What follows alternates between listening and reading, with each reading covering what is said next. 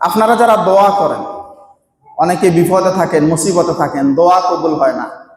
আজকে সিক্রেট একটা জায়গা আপনাদেরকে শিখাই দেই।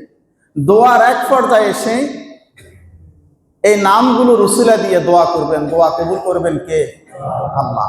প্রথমে বলবেন, আমার সাথে বলেন, ইয়া আল্লাহ আর রহমান আর রহিম আল হাই আল কাইয়ুম। এই পাঁচটা শব্দ বলে আল্লাহর কাছে বলবেন, আল্লাহ তাআলা এই পাঁচটা নামের উসিলায় তুমি আমার দোয়াকে কবুল করো।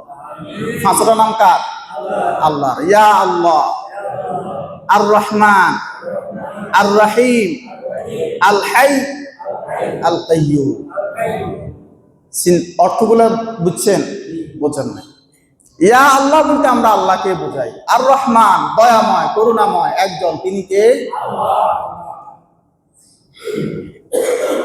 ইয়া আল্লাহ আর রহমান, এরপরে আর রহিম শুধু একমাত্র কাদের জন্য? মুমিন মুসলমানদের জন্য। আল হাই চিরঞ্জীব, কে?